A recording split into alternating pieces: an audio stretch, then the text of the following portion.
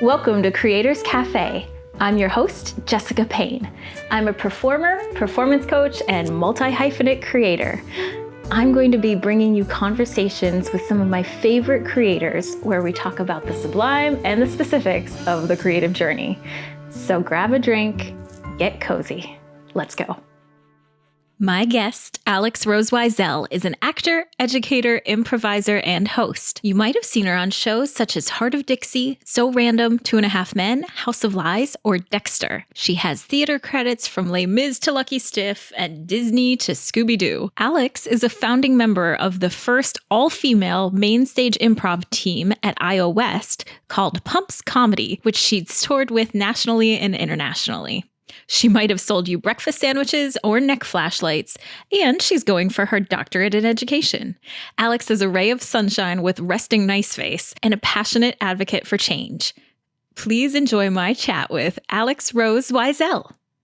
Alex, welcome. What are you drinking today? I'm drinking a black iced coffee, which is amazing. Sometimes I'll do a little splash of alternative milk in there, but today we're just going black iced coffee, and it is delicious. Perfect. So how do you think of yourself as a creator? If you had to kind of give yourself all the titles that you regularly go to, what would you say? I think my brain automatically, I'm always like, oh, I'm an actor. And then I take a second, I'm like, oh, wait a second. I'm not only an actor. There are other things and other facets that I think go with that. And I never call myself a writer, but then was on sketch teams and improv teams, and we shot sketches and musical bits that we wrote, and I guess so that I can give myself that little credit of some comedy writing. I love improv, and I call myself an improviser. I was part of the first all-female improv team at IO West called Pumps Comedy that I'm very proud of, although none of my girls from Pumps still live in Los Angeles, so they're all over. So we're not really performing with that crew right now, but very proud of that and very excited about all things improv.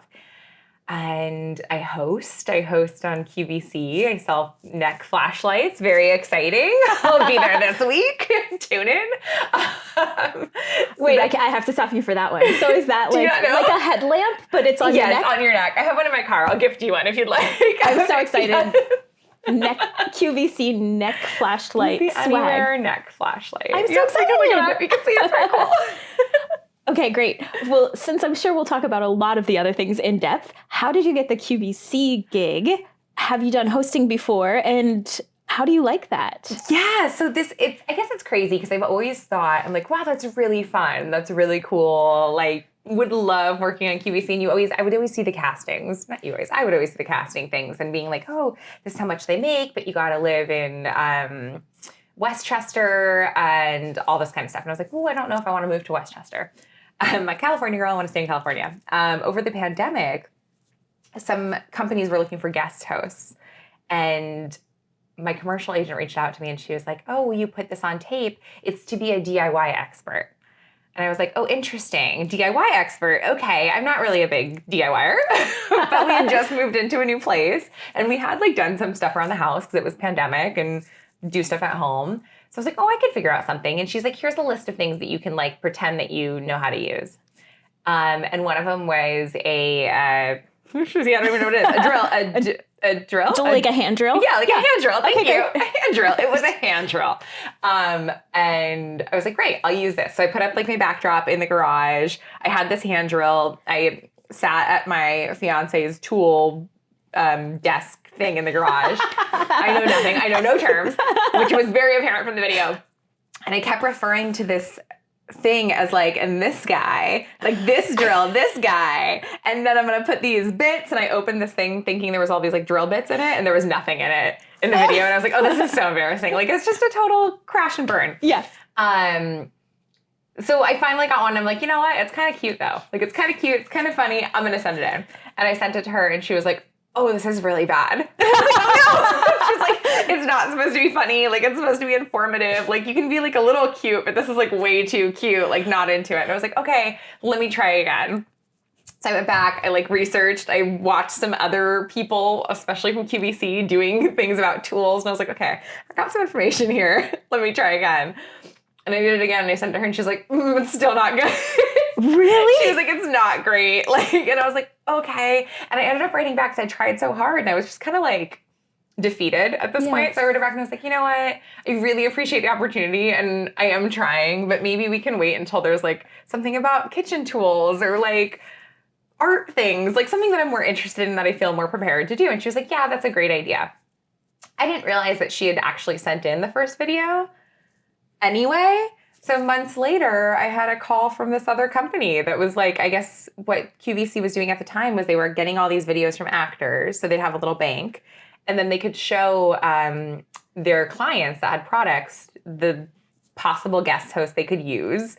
And they would pluck one and train them on their product and then use them as their guest host. And this company, Easy Red for Anywhere Tools, found my video and liked it. And it was the original video that she said where I'm calling the tools guys and stuff like that. But it worked out great and I love it. So much. Oh, I love that. It was just very honest and real and funny and cute and you. And it worked out. So it's a testament to authenticity. Yes, Don't absolutely. pretend to be something else. I love that so much. Okay, perfect. So is that the main company that you work with for QVC? The only company I've worked with for QVC. I think technically with their system, it's a little different now because now they really are in studio. So I have to get like a special permission to go and do it from Skype now. And then I have been going out in October or fall, I guess, once a year to do this like TSV, and it's today's special value. And it's where you're in something like 20 different shows throughout 24-hour period of QVC. So I did fly to Westchester for like 48 hours in October and did like 20 hits and just slept there the whole night and stayed in the studio the whole day and just did like 20 hits on QVC live in the studio. So that was really fun. That's so cool. Mm-hmm. We find ourselves in very odd situations. I think that often. I think to myself, especially like as an actor and going to AMDA where we met and I went to college there. And my brain is always like, oh, wow, this is what I went to school for. I went to school for this. I'm selling neck flashlights. this is why. I am very well trained. And I wanted this. Like, and that's the part I'm like, oh, wait, this is so funny. Like, the comedy is, who is, like, so excited that they get to sell neck flashlights? I really am. You are. So who better? That's perfect. That's right. Okay. I also know that you have a successful commercial career. My personal favorite is Sexy Cheeseburger. I love it. It's so perfect. If you want to see this, check this out on her IMDB reel. Yes, I have the it visual there. is amazing. I think actually, so my commercial agent that got me the QVC side job thing, I loved her. I was with her for so long, and now she works, I believe, in management. So we're not together anymore commercially or representation-wise. And she still has the full thing on that agency YouTube. So you can still find a good Carl's Jr. commercial. It's a sausage breakfast sandwich. That's a little phallic. I don't know if it aged like the best, but I think it's a celebration of sensual pleasure. That's a great way to say it. It's such a nice way to say it. Used in the context of selling a breakfast sandwich. So yeah, no, I love it. That was another like this is what we train for kind of moment. It totally is, and I love that commercials for so many reasons. One, at the time I booked it, it was so iconic because it was Kate Upton had just done one. It was like the sexy Carl's Jr. Hardee's campaigns, and Kate Upton did one, and it was just like the best. And everyone's like, wow, who's she? She's so gorgeous. So then I booked this and I was like, oh man, now I get to film this commercial. Everyone's gonna be like, who's she? She's so gorgeous. Mine barely ever ran. But I still use it when I'm teaching with our 8th semester students in acting. When they graduate, we do a little, like a 2-week section on commercial, which isn't that little, actually. It's very intensive. And whoever's teaching with me that semester, we usually bring out a couple of our favorite commercials that we've done through the years. And I always share that one with students. And I'm like, this one is everything great and everything terrible all at once. Let me share. Yep. It's kind of perfect. You also have one where you're diving off a cliff into the ocean. So that one, I love that one too for a whole different reason.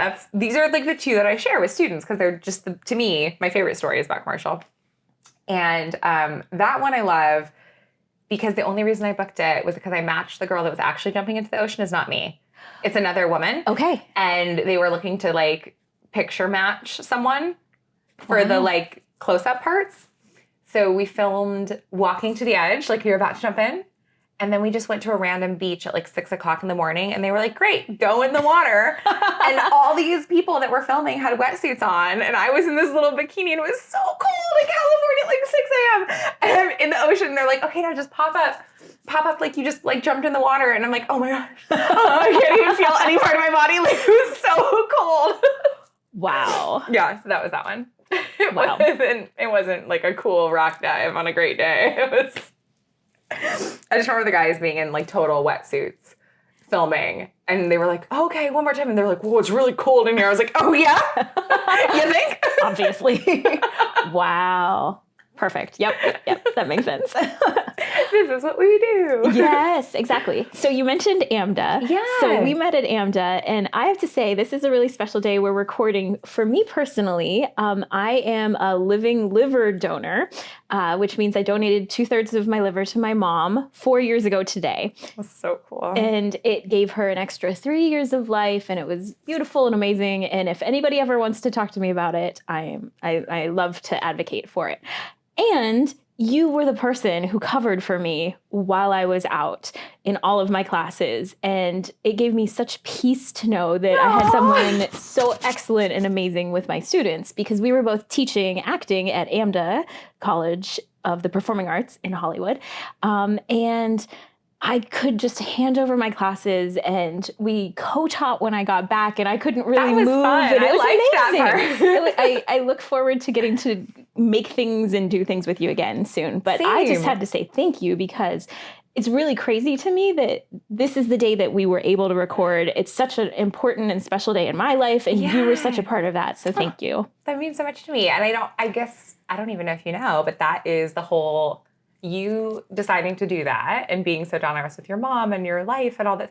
And that was how I got to teach at AMDA. I wasn't teaching at AMDA before that. So you were the entire reason that I'm teaching there. And I tried for so many years to come back and teach there, even to the point of like getting my master's. And after I got my master's, I was talking to the dean of the college and say like, hey, I really want to teach here. And he's like, oh, when you graduate, let us know. And there was never an opening, and there was never anything. And then randomly got an email, and they were like, well, we have a teacher that's going to leave for a while to do that. Would you maybe meet with her, and like she'll fill you in and you can cover? And that's how I started teaching at AMDA. It's like beautiful. I'm very thankful for all the good things that you did too, because it was such a gift for me. That's so beautiful. Well. Yeah. I have goosebumps. Nice. Oh, and that's so perfect. And I stepped away from teaching there last year, but you're still there. You're still in it. And we were there before the pandemic. Took the students remote through the pandemic, figured out how to do that, and now you're back in person. Mm-hmm. What is it like teaching acting right now? Because we're in the middle of the strike in Hollywood. It's such a weird inflection point immediately right now, but also just it's been a weird couple of years. What is teaching acting like? What do you like about it? What's good? What are some of the challenges? Yeah, so I think what I love about it, and what I love especially teaching at AMDA, is the community that is at AMDA. I've taught at other colleges as well. I taught at Cal State Northridge, where I got my grad degree, and great schools, so fun. But at AMDA, everyone wants to be doing what you're teaching. They're very into, so teaching acting at a Cal State school, while it was cool, I would say like 90% of my students in class had no interest in like being a professional actor. They just wanted to take the class for an elective or to be better at public speaking or whatever, valid reasons.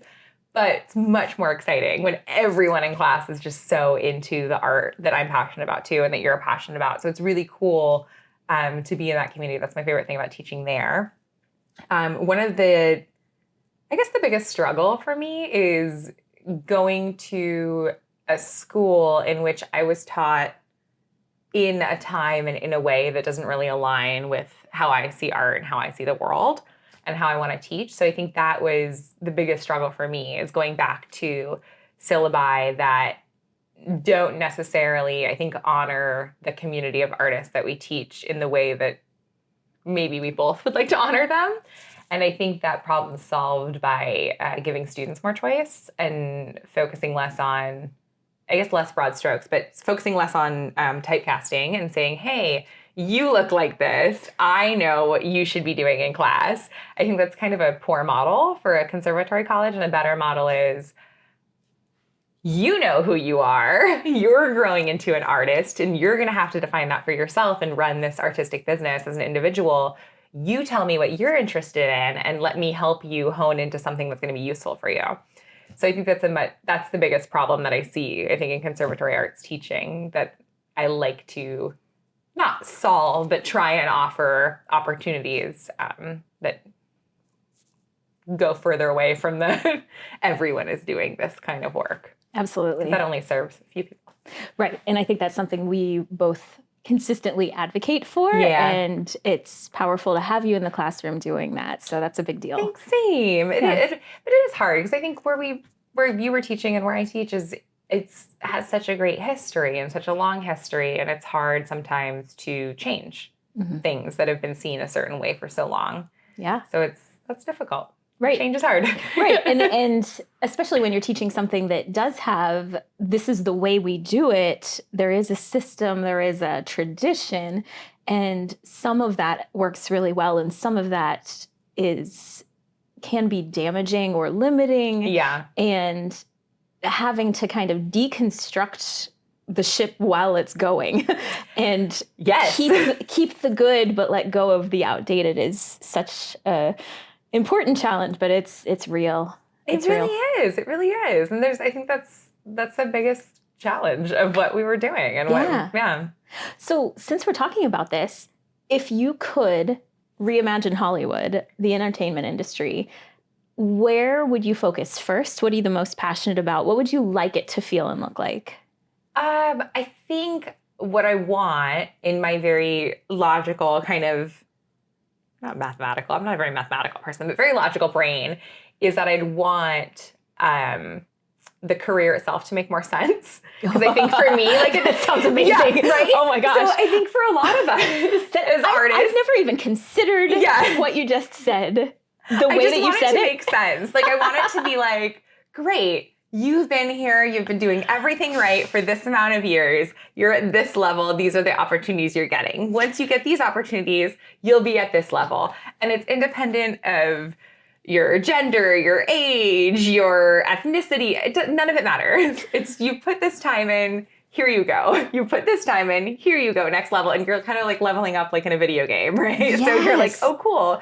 I'm here. I've joined the union. I've auditioned for 2 co-stars. I've worked 2 co-stars. Now I can audition for guest stars. I wish it was logical like that. And I think we both were kind of raised and trained in stories of that is maybe how it used to work, or it used to look more like that. And it doesn't. Oh, it doesn't at all. It so doesn't. I think that's my biggest gripe, and that's why I would change it, because I think it resonates with anyone, no matter who you are. As an artist, you're kind of sold this, you got to do these things, and when you do them right, that you got to be in class all the time. You got to do this. You got to show up early to the audition. You got to network. You have to do all these things. But the reality is, you could be doing everything so right, and it could just not be the time for you. And that's such a hard pill to swallow, and to be okay, so it's not my time. I'm going to keep doing all these right things that gave me such a feeling of rejection. I'm going to swallow it and do it all again to maybe be in the same place again. It's such a hard, so I would just change it that we all kind of, if you do the work, you get the prize. Yeah, kind of in martial arts, earning the next belt. Exactly. I wish it was that. You need to earn it. You need to put the work in. Yep. You also need to have the skills. Yep. But if you do, it goes somewhere. I would love that. Yeah. I would love that.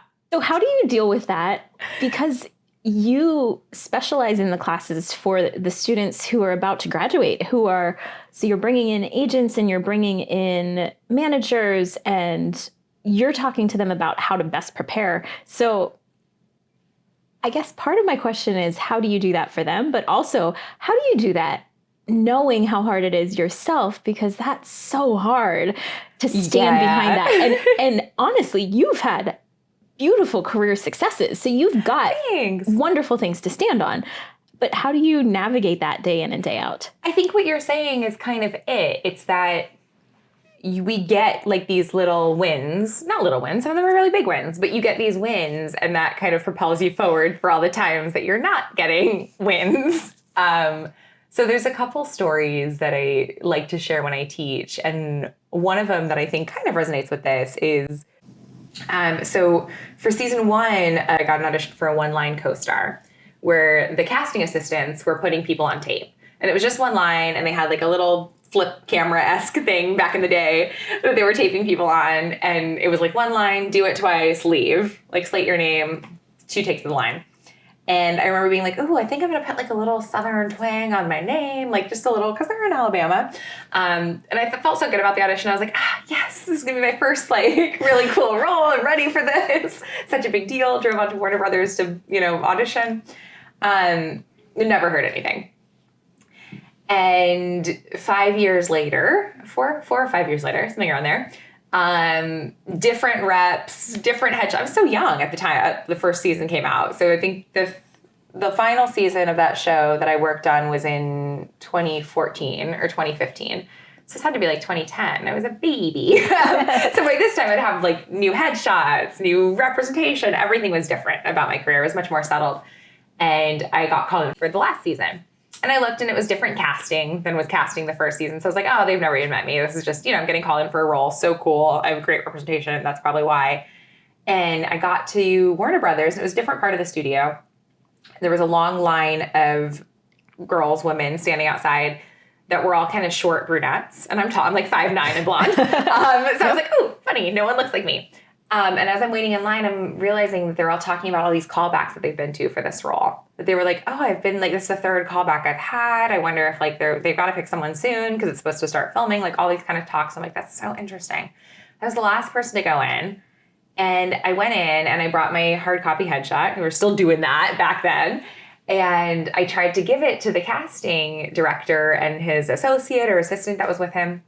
And she goes, no, I don't need your headshot. I already have it. And I was like, what? I didn't audition for this. And that associate for this new casting that was doing the final season of the show, which they didn't know was the final season at the time, she had a like computer printout of my headshot from 5 years ago in black and white. Wow. Of like an old headshot. And I was like, oh my gosh. And I put it together and I was like, that girl did think I did a good job back then. And she had like bookmarked me somehow and taken that to the next casting office she was at. And something happened where the director of that episode was like, ooh, no, I think this person should be tall and blonde or a different look or a different vibe for this character. And she had me and pulled me into this final callback, and then I booked it from that one audition. So I guess that was a long story to answer your question, to say that's kind of what keeps you going or me going. And those stories are what I like to tell students in classes like this that prepare you for the industry, is like, you're always planting seeds. And every time you tell yourself, you're like, wow, that's such a rejection. Like, I can't believe I didn't book it. You don't know. Mm-hmm. Like, there's such a better thing down the road for you. And that's where I try to live. And not try to live, that's where I do live every day. Because obviously my career is not where I want it to be. I don't think most people's careers are where they want it to be.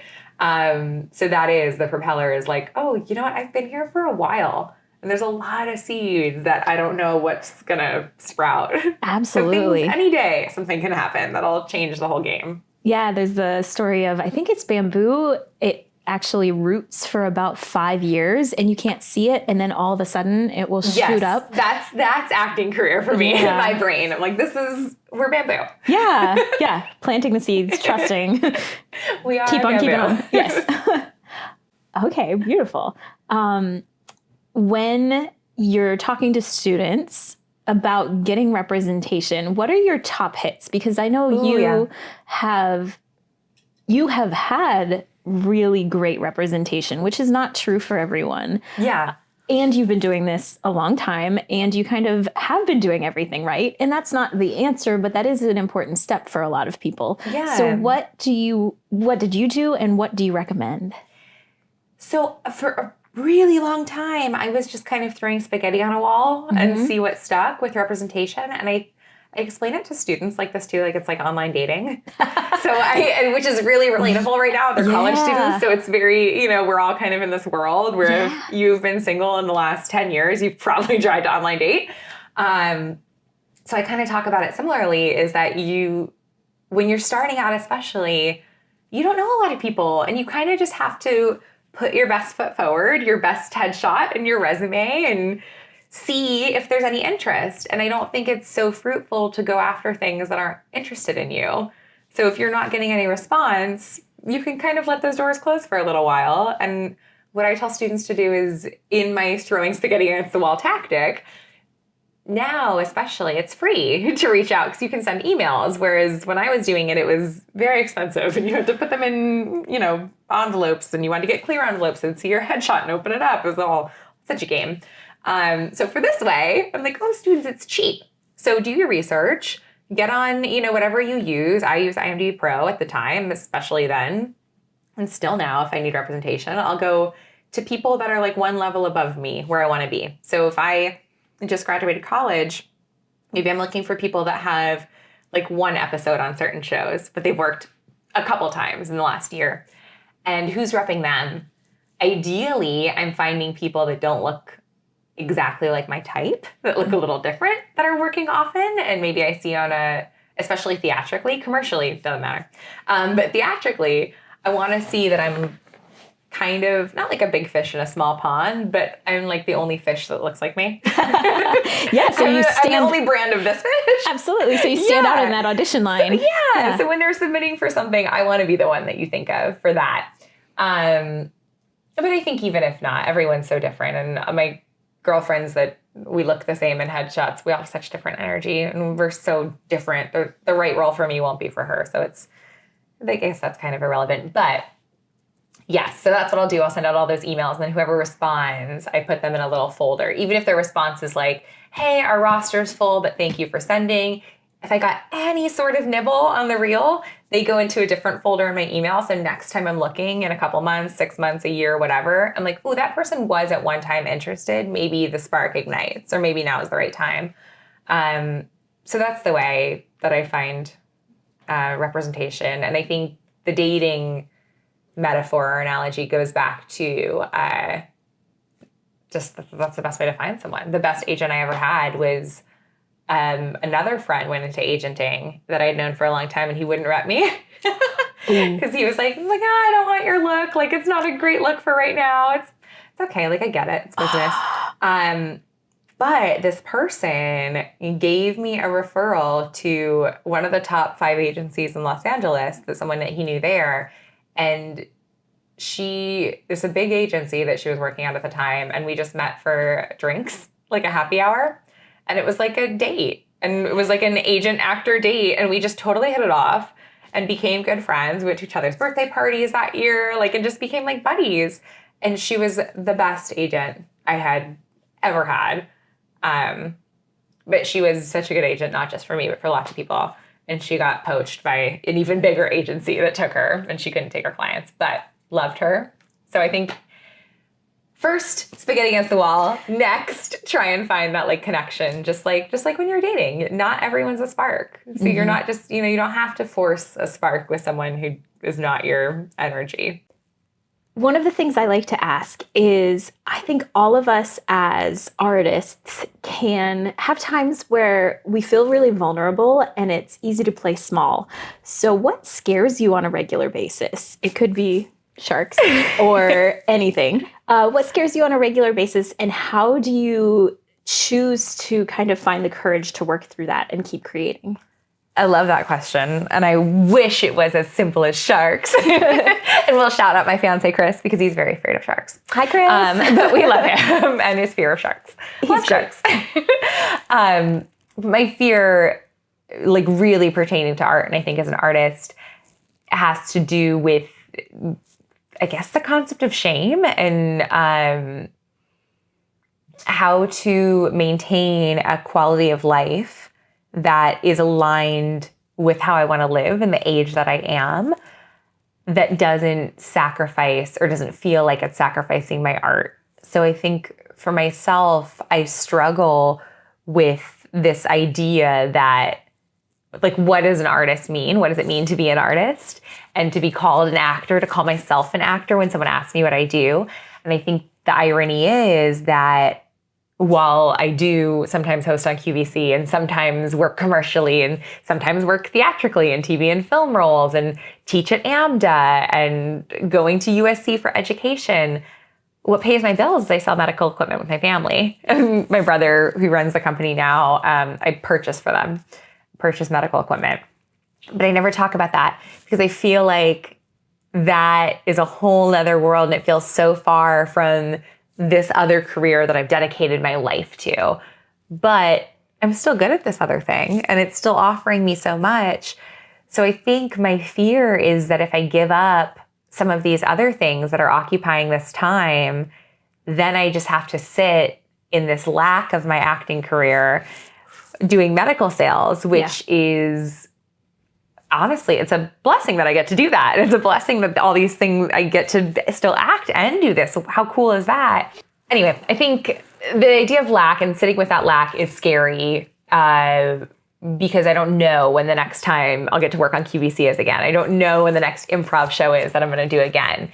So I think holding on to teaching at AMDA is like, well, now I have one foot in this like acting door. So even if I don't necessarily need that job financially, I feel like I kind of need it emotionally to... It's your emotional support job. It's like my acting career emotional support job. And I think I need that to still feel like I'm involved. And I think my fear is not having that, for lack of a better term, crutch to fall back on to say, hey, no, I'm still relevant in acting. And I think I had that with improv for a really long time with my Girls with Pumps. And that was my way to be like, oh, well, if I don't have auditions, I have an improv show this week on the main stage at IO. So, hey, I'm still doing something. There's still something to promote artistically. I'm not on Instagram saying how good I am at purchasing medical equipment. So it's just not something that I really share with the world. Yeah. Which is interesting. And I guess from where we're both coming from and how we met and coming from AMDA and thinking about what I teach students, especially in that career prep class, is trying to maybe I'm trying to convince myself too, that it's okay to be proud of these other skills that we have and abilities that we have to care for ourselves and to give ourselves a good quality of life. And I talk about that with students a lot. And I guess the kind of darkly funny part about it is in here, we're talking about it. And I'm realizing that it is something that I'm not that I'm ashamed of it necessarily, but I don't share that with people.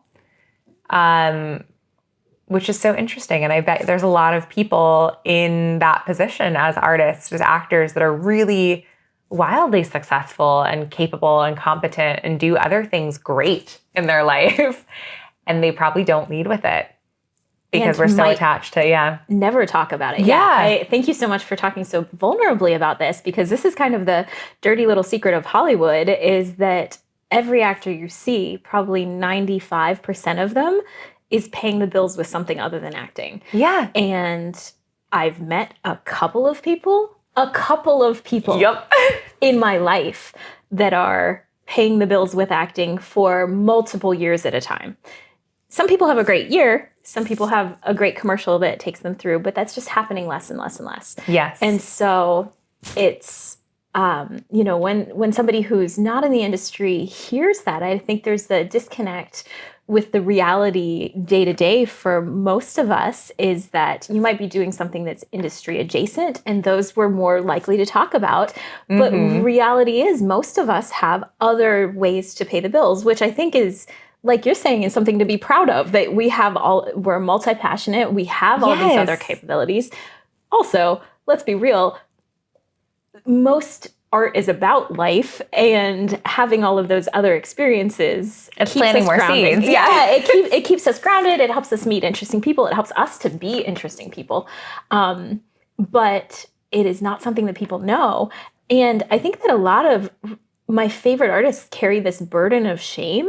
So thank you for talking about that, because it's very easy to get discouraged and scared. And you've talked in the past about filling up your calendar with things that aren't acting, so you don't feel the void of not acting. That's real. And it's so real. And I completely understand and feel that from you. And it is interesting we kind of create these other opportunities so that you have the thing to talk about. And sometimes I think it comes from a really great place where we're creating because we are creators and that's who we are and it's just going to happen. But then it's sometimes easy to be busy from fear and lack. 100%. Do you have any recommendations? What do you do to keep yourself full and kind of your bucket full? And when you notice that's happening, what do you do to kind of honor yourself as an artist and just be real with yourself? I think for me, part of that is acknowledging really how I feel. Kind of like we were talking about scenes and how you break down a scene and having that universal baseline of emotion. So what is the universal baseline of this feeling of lack? And I think for me, a lot of it is I really like my life to be structured. I like to feel like there's some sort of consistency, control. I think I'm a very A-type logical person. So when I feel that, I have to find something that makes sense, that I can accomplish logically, that I feel like will add to my self-worth. So kind of like when we were talking about like going back to USC and getting a doctorate. So to me, that's something, if I feel a lack in my acting career, well, this is something that I know I can feel successful in. I know I'll be proud of myself for accomplishing. And if I do X, Y, and Z, the accomplishment will 100% be there.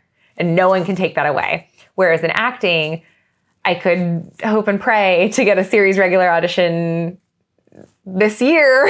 And even if I do and it's the perfect audition and I do it perfectly, I could still not get that role and have that come to fruition. But I feel like with a degree or with a part-time job or with a program at the gym or whatever it is, I want to dive into something that works more like a math equation that says, hey, if you show up and you do this like this, you will get this.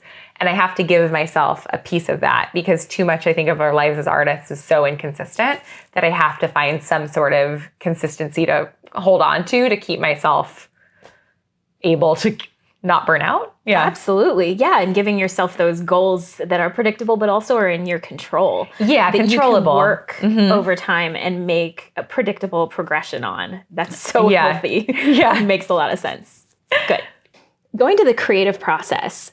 How do you get from 0 to 1? So this is not somebody's handing you sides, which if someone's not in the industry who's listening, sides are when we are auditioning for a role, we get a piece of a scene or many scenes, and we have to memorize that and do our audition as like a shot, our take on the character. So we had talked about that previously, but when you're creating something from nothing, 0 to 1. So this might be in an improv scene. How do you go about that? What are your first steps? And what does that feel like for you?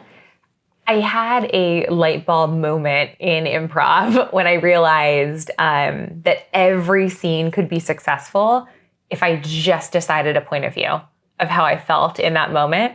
So I think that applies to what you're saying. And from getting to 0 to 1 is just having a point of view. Because if I have a point of view on something, I can write for a long time. I have a lot of mileage on what I'm going to write. I have a lot of mileage on what I'm going to say. But if I don't have a point of view, there's nowhere for me to go. So I think from 0 to 1 is just deciding how I feel. Because I think even like in what we're doing and doing this podcast and having this conversation, if I gave myself a different point of view going into this, it could be a very different conversation. And that's how we create everything, I think, is the catalyst for creation for me is a point of view about something. Or every time I sit down to write something, whether it's comedy or not, it's a point of view. Oh, this point of view is funny. Oh, this take is funny. Oh, I saw this. I'm inspired by this kind of, yeah. I really love that. I feel like I had a light bulb moment there. It was a good, yeah. I stole that from Groundlings. I was like, oh, this is a good one. Perfect, though. Yeah, I really love that. How do you deal with being, as you said, a type A person who wants to have control, who wants to have structure, who excels in improv? That doesn't sound like the typical recipe for me. How does that work for you? I love that question. I had no interest in doing improv ever, and I only did it as a means to an end because I was told, like almost 10 years ago or over 10 years ago, I was told that I would get more commercial auditions if I had improv on my resume. I was like, cool, I'll take an improv class. And I took it with a friend, and it was just everything. It was so good. And I think it's because, and I'm not diagnosed with anything currently, but maybe will be one day, about referring to the order in which I like to get things done, maybe a little OCD when things can get very overwhelming for me. And the idea of being a logical type A person means that there is a result that would be the most perfect result. And I think sometimes that can be overwhelming for me when it comes to auditions, because I'll get an audition and there is a correct way to memorize those words, and it's to memorize them words perfect. And there is a correct way, and maybe there's even a correct way to hold my face, or a correct moment before, or a correct choice to make in those scenes. And I think for improv, for me, I was able to dive in and really invest in it because I think I'm able to let go of those things. There isn't a script. So I really can't do anything wrong. Plus I have, in the scenario of Pumps, 3 really talented, amazing women that I trust on a deep friendship level to have my back. And even if I was to make a quote mistake, they could help make it and create something beautiful and kind of help me there. And I can do the same for them.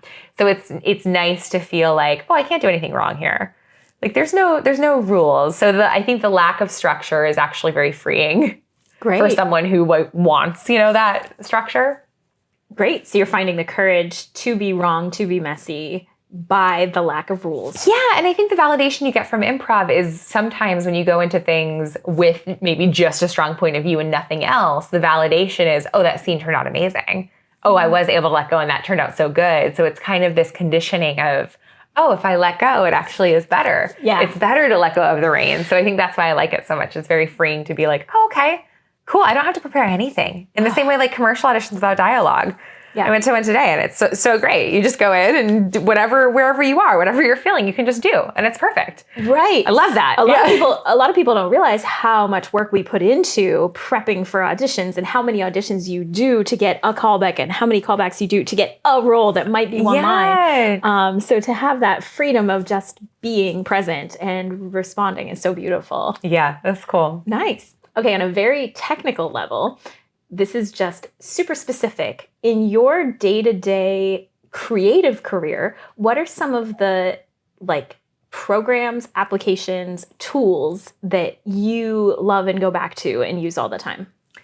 Ooh, that's such a good question. I mean, one, definitely improv. I think there's so much from improv that has allowed me to still be doing what I'm doing. I think if it wasn't for that, I don't think I'd still be acting. I think there's no way to sustain with the brain that I have if I didn't have that freedom. I think I'd just be white knuckling everything, and that's such a burnout.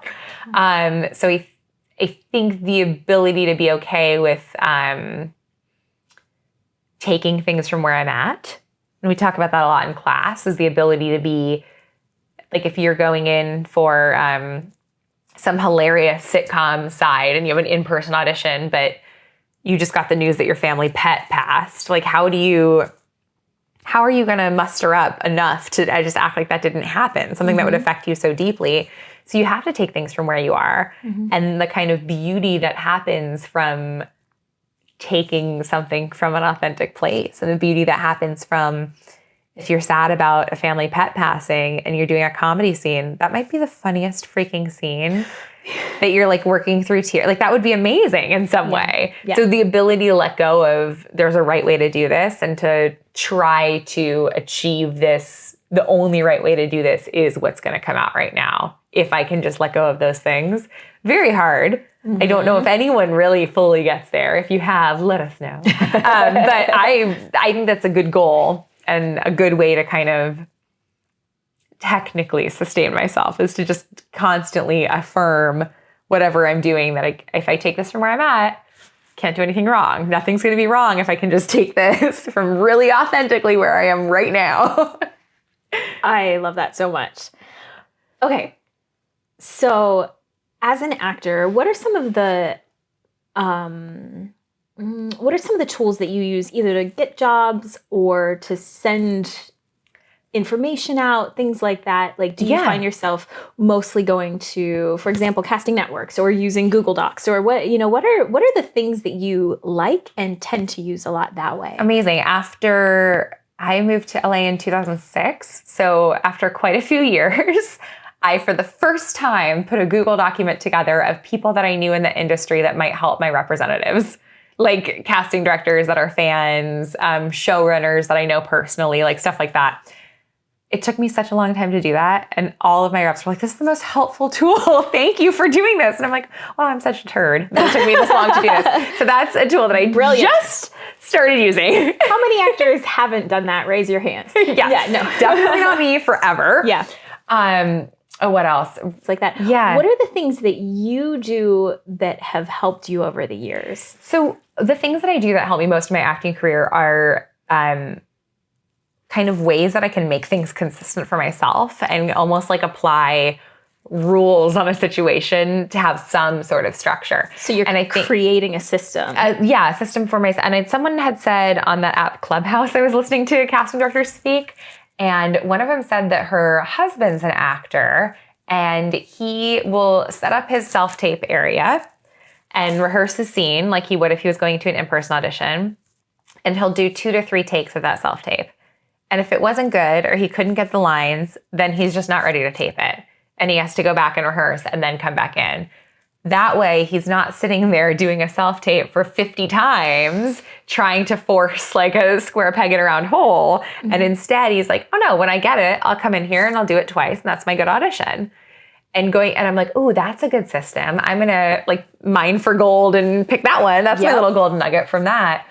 So for myself, kind of the same, like having a system that I know, cool, if I have this amount of material, this is the time that I'm going to spend rehearsing, structure this time out for myself in my day, put it in my calendar and say, great, this is kind of a long scene. I'm going to take an hour and a half where I can just block myself off. I'm not going to take work calls on my phone. I'm not, I have not taken a gym class. No one's going to bother me. I can lock myself in this room, work on this material, and then give myself the structured time to film it as if it was an audition. Because I think if I just let everything just live in this like murky world, it's overwhelming to my brain. So it's too overwhelming to say, when am I going to memorize 10 pages of dialogue and put this all on tape and edit it all?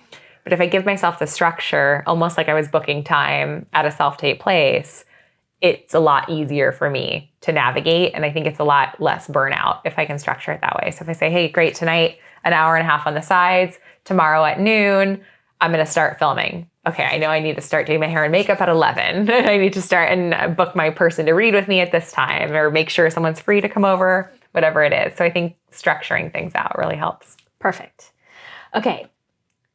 One thing I'm going to do with this podcast is I'm going to ask my audience to do kind of their own creators challenge. Oh, cool. And so for each guest, I'm going to ask you to kind of brainstorm. If somebody spent 1 to 10 minutes going from 0 to 1 with something that you love, what would you do? So an example might be you're going to create an improv character and you're going to film it on your cell phone, and you're going to just make up a story really quickly or something. So it could be anything where somebody's not trying to get this beautiful final project. Yeah. They're just going from nothing to something and creating.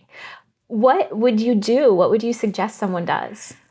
I think after what we've kind of talked about in this podcast, what I think would be really fun to do is picking some piece of material as an actor that you're comfortable with. Maybe it's a monologue that you've done or a self-tape that you did recently, something that you're comfortable with, and just playing with point of view. So changing the point of view to something drastically different than maybe what was written or intended, and seeing what the final product is. So if my point of view is I'm not being treated like as well as I deserve to be treated. So if that was my point of view for that audition scene, but I wanted to do this experiment, I would change it to something different. So maybe my point of view is, like, I give 0 Fs about what anyone says about me. Yeah. That's going to be a very different read of that scene than I deserve to be treated better than how I'm being treated. Yeah. And just kind of seeing what comes out and what kind of discovery. I love that. Okay, perfect. That's the challenge. I love that challenge. Thank you so much. This was such a great conversation. Thank you so much for coming you and talking. so much. This is so fun. Yeah, so vulnerably, so open, so real. Thank you. Thank you, Jess. Where can people follow you and find you? I really am dedicated to one social media outlet and one social media outlet only, and it's Instagram. So this is the only place I really post anything or do anything or follow anyone. And it's Alex Rose 720, which is my birthday. Oh, nice. Happy recent birthday. Thanks. Absolutely. Okay, so I'll have that in the show notes, and I'll have your IMDb so people can come see sexy sausage eating and all of the clips anytime you want. It's fantastic. I definitely recommend it. And if you're just listening, Alex is gorgeous. She's a tall, gorgeous blonde. I'll take it. I look forward to all the things you'll do in the future, and I'm so glad to be part of the ride with you. Ditto. Same. Nice. Thank you so much. Thank you so much. Yay! Yay! Perfect. Join the community and share your creative challenges on Instagram and Facebook at Creators Cafe by Kika Labs. And also check out my website, kikalabs.com, KIKALABS.com, to sign up for the mailing list so you always know when a new podcast is released, and to check out my coaching and digital courses to help you be a more confident and joyful creator.